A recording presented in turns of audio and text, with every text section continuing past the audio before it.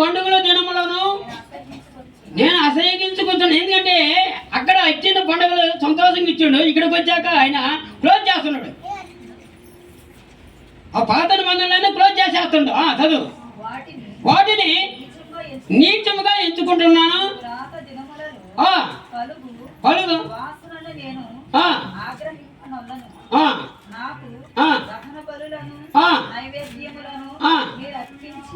అనిపించను,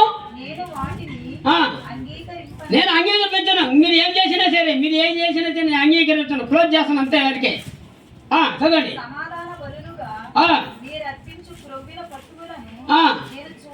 నేను చూడను, మీరు ఏం చేసినా నేను చూడను అంటుండు. మీ పాటల ధ్వని కూడా నా వద్ద నుండి తొలగనీడి.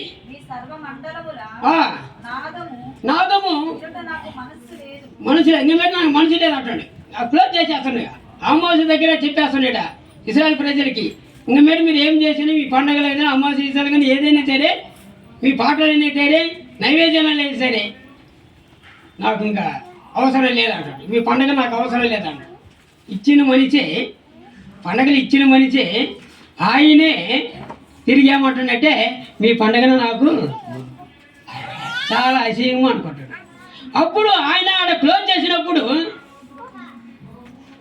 పాత మందులో ఆమోదం ద్వారా పండుగలు వద్దన్నప్పుడు, మరి కొత్త మందులకు వచ్చినప్పుడు పండుగలు ఎట్లా వస్తాయి?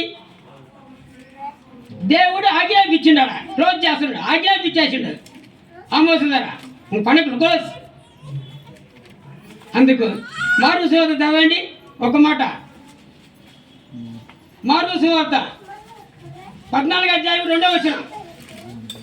మార్కు సువార్త టక్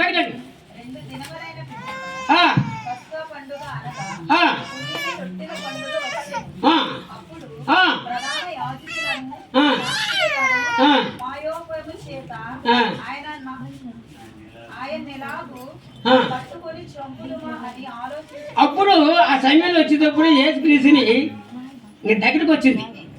పస్కా పండుగ దగ్గరికి వచ్చాక పట్టుకునే దానికి ప్రయాసపడుతున్నాడు. అందుకని వాళ్ళు ఏమంటారంటే, ఈ పండుగలు మనకు వద్దు, ఇంకా ఇదే అమాట ఉందా, మా అమాట ఉందా, ఉంది కదా, మనకు అల్లరి కడుగునేమో మనకి ఈ పండుగలు వద్దని చెప్పుకునేది. అప్పుడు ఆ సమయంలో మనం చూసినప్పటికీ మరి అపోస్తలులైన పౌలు కూడా ఏమంటుందంటే, కొలసీ పత్రిక చదవండి. కొలసీ పత్రిక 16వ అధ్యాయం 2:16. కొలసీ పత్రిక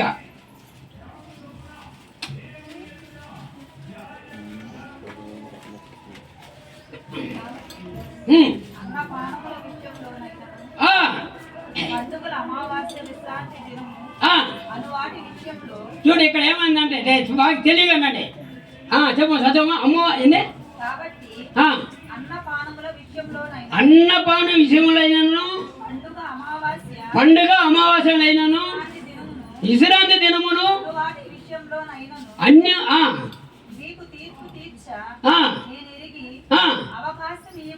ఈగాకండి. ఈరోజు పండుగల గురించి మాట్లాడితే అవకాశం ఈగాకండి అంటాడు. ఎందుకు ఆయన గట్టిగా మాట్లాడుతున్నట్టే, ఇక్కడ ఆమోదు ద్వారా దేవుడే అటు చెప్పేసిన తర్వాత మేము మన పండుగల గురించి మాట్లాడడానికి అవకాశం లేదు.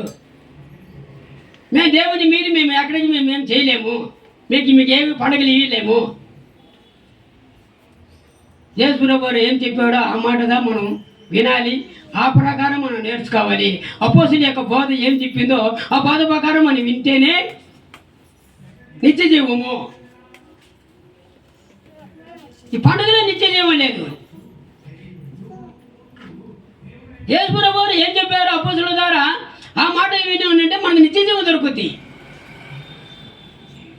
చదమ్మా, చదవండి. ఈ రాబోయే ఛాయే కానీ నిజ స్వరూపి క్రీస్తులో ఉందట. ఏడుంది మనకు? ఇది రాబోయే ఛాయ, దాని ఇది నిజమైన కాదు, నిజమైనది క్రీస్తులో ఉంది.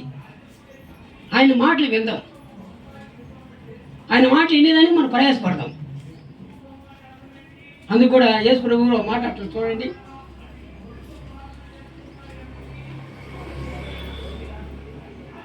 యోహాను సువార్త 8వ అధ్యాయం 23వ వచనం. యోహాను సువార్త 8వ అధ్యాయము 23వ వచనం.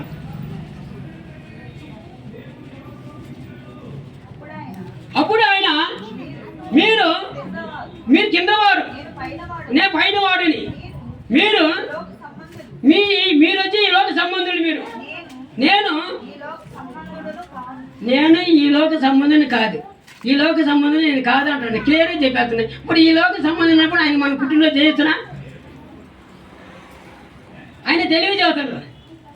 మీరు కింద ఉన్నవారు, నేను పైన ఉన్నవాడిని. మీరు ఈ లోక సంబంధమైన మనుషులు అన్న. ఈ లోకానికి సంబంధమైన మనిషి నేను కాదు. మిమ్మల్ని మీ పాపను రక్షించుకోవడానికని ఈ లోకానికి వచ్చిన తవరా సరే, కానీ ఈ లోక సంబంధం నాది కాదయ్యా అంటాడు. దేవుడి దగ్గర కూడా ఇదే ఒకే మాట అండి. అదే అధ్యాయం చూడండి, 8:47. 8వ అధ్యాయం 47 వచ్చిన చూడండి. ఇక్కడ క్లియర్గా విన్నాను బాగా. దేవుని సంబంధమైనవాడు దేవుడి మాట వింటాడంట. దేవుడి సంబంధమైన దేవుడి మాట వింటాడంట. కారు కనుకనే చేయన్నారు. ఎంత చెప్పినా వినరు, ఇంకంతే. దేవుణ్ణి సంబంధాలైతే ఆయన మాట ఇన్ని లోపడతాడు. దేవుని సంబంధం కాను వాడు లోపడాలి. ఎంత చెప్పినా వాళ్ళకి ఇంకా ఆ స్వభావం అనేది అట్లే పోతాడు. ఏమని చెప్పాయా, మేము పండుగ చేయాల్సిందే, డిసెంబర్ 20 చేయాల్సిందే. మార్చి నెలలో ఎప్పుడైనా అయితే నేను గుడ్పెట్టి చేయాల్సిందే. మాకు వచ్చింది 2 పండుగలు, క్రిస్మస్. మాకు 2 పండుగలు కావాలా అన్న. ఒరిజినల్ క్రైస్తవుడికి 52 పండుగలు ఉన్నాయి. తెలుసు మీకు? ఒరిజినల్ క్రైస్తవుడికి 52 పండుగలు ఉన్నాయి. ప్రతి ఆదివారమే పండుగ. ప్రతి ఆదివారం ఆయన ఏమంటుందంటే, మీరు కూడినప్పుడల్లా నన్ను జ్ఞాపకం చేసుకోండి. ప్రతి ఆదివారం మనం జ్ఞాపకం చేసుకోండి. ఆయన శరీరంలో రక్తం. ప్రతి ఆదివారం మనకు పండగ. ఒకప్పుడు మనం చూసినప్పటికీ 30-40 సంవత్సరాల ముందు మనం వెనక్కపోతే మన పిత్తల కాలంలో పండుగ మీకు అర్థం కాదు. 30 సంవత్సరాల ముందు వెనక్కపోతే సంవత్సరం ఒక్కసారి డ్రెస్ ఇచ్చేది మనకు. సంవత్సరానికి ఒక్క డ్రెస్సే, చినిగిపోయినా సరే వాళ్ళు తీసేరు. ఆ డిసెంబర్ పండుగ వస్తేనే మనకు బట్టలు. ఆ రోజుదా ఏది ఒరుపు అంటారు, ఇదేమంటారు బియ్యం. ఆ బియ్యం కూడా దొరకవు. అప్పుడు బియ్యం దొరకవు. బెల్లం పువ్వు ఇద్దా దేవుడిది. అది అంత సంతోషం పడింది ఆ రోజు. ఆ పండుగ ఆ గుడ్లు తీసుకోవటం ఆ సంతోషం వేరే. ఆ గుడ్లు తీయడం సంతోషం వేరే. ఇప్పుడు అట్ట కాదు కదా. అనుకుంటే డ్రెస్ తీస్తున్నావు, అనుకుంటే బిర్యానీ తింటున్నావు, అనుకుంటే జారీకి బయటకు పోయేస్తున్నావు. నీకు ఈ పండుగలు అవసరమా? అందుకు మాట సోదరం ఇరుగు ఇంకొమాట సామెతల కింద చదవండి. సామెతలు 6వ అధ్యాయం 19వ వచనం. తొందరగా ముగిద్దాం. 2 పాయింట్ ముగిద్దాం. సామెతల కింద 6వ అధ్యాయం 19వ వచనం. చూడ, లేని వాటి పలుకుట అబద్ధ సాక్షి. ఇవి లేని వాటి ఇదేనే. డిసెంబర్ 25 ఉందా? తెలియగా చదువుతున్నా గ్రంథం. లేని వాటి పలుకుట అబద్ధ సాక్ష్యం. ఇది నిజం. అంటే కన్నదంలేంది. ఇప్పుడు నేను ఉన్నదని చదువుతున్నా, నేను లేదని చదువుతున్నా. అప్పుడు మనసుకు తగలదే కదా.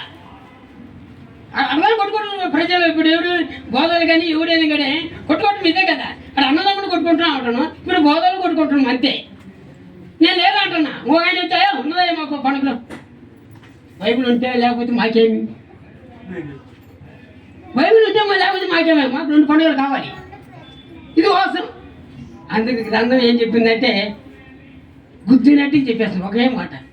ప్రకటన గ్రంథం 22వ అధ్యాయము. ప్రకటన గ్రంథం 22వ అధ్యాయము 18వ వచనం చదవండి.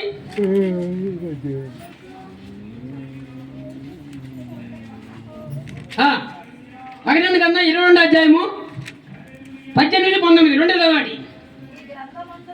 ఈ గ్రంథం ముందు ఉన్న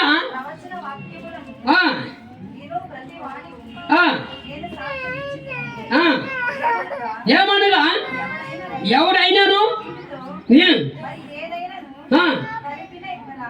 ఏదైనాను కలిపిన ఎడల ఈ గ్రంథములో రాయబడిన తెగుళ్ళు దేవుడు వాళ్ళు కలిగి చేస్తారంట. వాళ్ళు కలిగి చూడు ఎంత ఇది ఏంటంటే ప్రకటన గ్రంథంలో క్లోజ్ చేసేసాడు, అటు సీల్ వేసాడు గవర్నమెంట్. దీనిలో ఒక పొల్లైనను చేర్చిన వల్ల ఒక పొల్లైనా దాన్ని తీసి వేస్తే వాడికి పాలు పంపు లేదంటుంది. చదువు ఎవడైనాను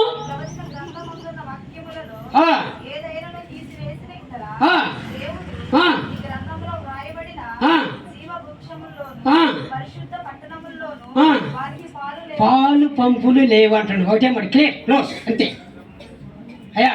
దీన్ని క్లోజ్ చేసేసిన అంతగా.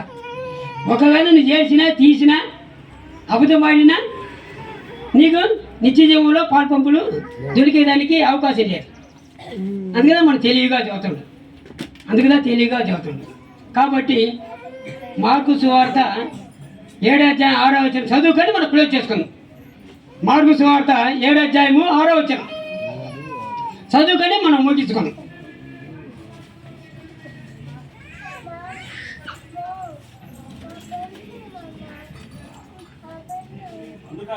అందుకు ఆయన వాడితో ఇలాగ చెప్పిన, ఈ ప్రజలు చూడు ఎంత బాగా తెలివిగా ఆలోచిస్తానమ్మా. ఈ ప్రజలు ఎలా దేంట్లో పెదవులతో నన్ను కనపరుస్తుంది కానీ ఒరిజినల్ లేదు, వాళ్ళ దగ్గర ఒరిజినల్ లేదు. వాడు హృదయం నాకు దూరం అని అన్ని చేస్తూనే ఉన్నారు క్లియర్గా. ఆయనే చూడు ఏమంటాడు, మానవుడు ఎవరు? మనమే కదా. ఈ పద్ధతి అనేది మనమేనా? ఈ మానవుడు కల్పించిన పద్ధతి అనేది లేని వాటి మానవుడు కల్పించింది. దీన్ని బోధించుతూ నన్ను వ్యర్థంగా ఆలోచిస్తాను. మనం చేసే పని అంతా వ్యర్థమైపోతుంది. చిన్న మనం పొద్దుగా పని చేస్తాం, 8 రోజులు పని చేస్తాం. చిన్న పని వచ్చి ఏదన్నా తప్పు చేశాక ఆ చేసిన పని అంతా కూడా ఏమవుతుందంటే వ్యర్థమైపోతుంది. ఎందుకు నువ్వు చేయటం పని అన్న 8 రోజులు కష్టపడింది తెలవలే అన్న. నువ్వు చిన్న ఒక తప్పు చేసిన చూసినా నువ్వు చేసిన పని అంతా కూడా అంత వ్యర్థమైపోతుంది. అందుకు కాబట్టి మరి ఇంతవరకు మరి ఈ యొక్క పండుగలు అనేది లేవు కనుక మనకు డిసెంబర్ 25 పండుగ అనే మాట మనకు గ్రంథంలో ఎక్కడా లిఖించలేదు కనుక వాళ్ళు కూడా గ్రంథంలో తెలివిగా నీట్గా చెప్పారు కనుక మనం నిజ స్వరూపైతే క్రీస్తులో ఉంది. మన అపోస్తుల యొక్క బోధ పాటించినట్టయితే మనకు నిత్య జీవము మనకు ఉన్నది కనుక మరి ఇంతటితో మరి నేను సెలవు తీసుకుంటూ మీ అందరికీ నా వందలు చెల్లించుకుంటూ అలాగే మన పాస్టర్ గారికి వందలు చెల్లించుకుంటూ నేను సెలవు తీసుకుంటున్నాను.